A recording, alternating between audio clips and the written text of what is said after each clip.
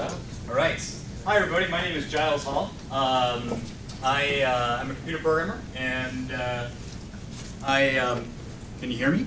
Yes. Sweet. All right. And I'm here to talk to you about a cool program that my girlfriend and I wrote to make snowflakes. So what we're doing is, hey, Rachel, wave. Yeah, there's Rachel. All right. So what we're doing is we're putting our heads together and trying to think about how we could use Python to make Christmas gifts for people. So we thought, oh, we'll make snowflakes. And what we did was we found this paper that describes a cellular autonoma algorithm that actually models the diffusion of water vapor to physically model a two-dimensional snowflake. And the algorithm setup is that you build a hexagonal lattice, and then in each cell you record its state. And the state it can be in is one of three things: vaporous, barrier, or frozen. And the other thing it records is the actual density of the vapor that's at that cell.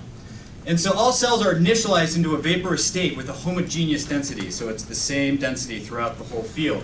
And then you take the middle cell and you set it to the frozen state. So, this is what the setup would look like initially. Here is, now we've initialized all of our states, and we see that the middle one is frozen.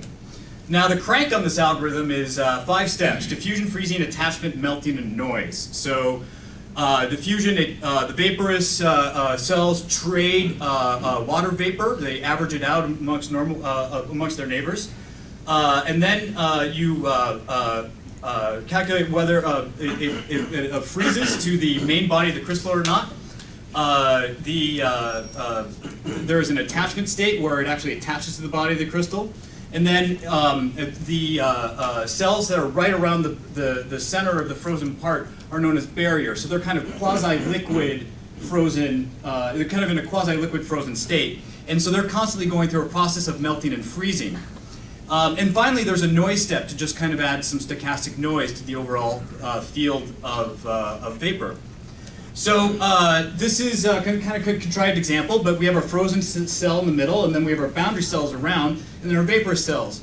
And then on the next crank, you might attach these frozen states to the middle frozen, and then the boundary, of course, increases as well.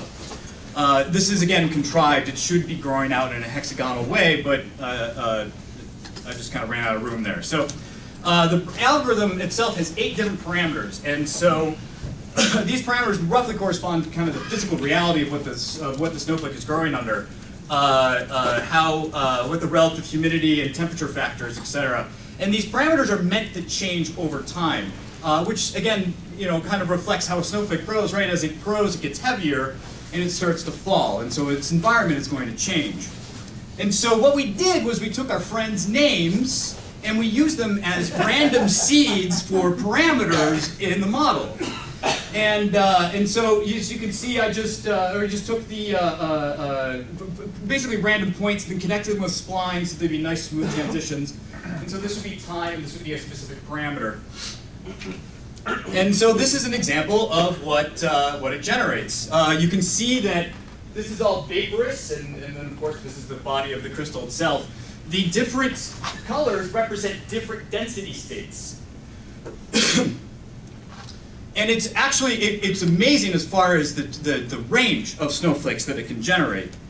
This is one of my favorites. So what we then did was we connected this to a command line tool called POTrace that will take graphics and generate vector images with them. And so here's an example. What we did was we saved 2 layers. We saved the outer layer, and then we used a k-means clustering algorithm to figure out the most common density, and we made an inner layer from that as well. And then we combined them into a single SVG. And you probably guessed the next part. Christmas cards. Cutter. Oh. Laser cutting!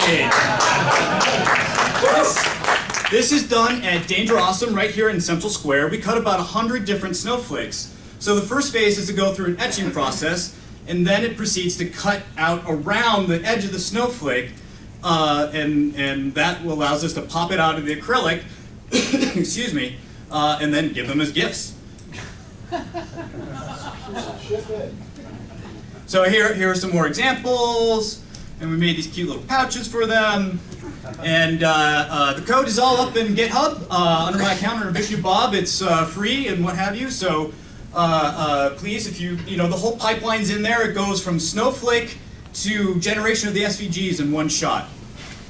And these are our email addresses, and that's the URL. And we have example snowflakes up here if you want to come check them out. Also, snowflakes? It's danger awesome. Danger exclamation point awesome. Yes, Rachel? In Central Square. I was going to say that if you pick up the snowflakes, they behave pretty much like glass. So Yeah. they will break very easily. We won't feel bad if you break one. I've broken several, but just be mindful. They are super fragile.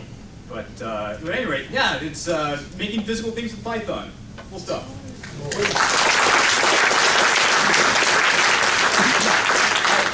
One question on the lightning talk, because it's my question. What is it that keeps the snowflakes symmetrical?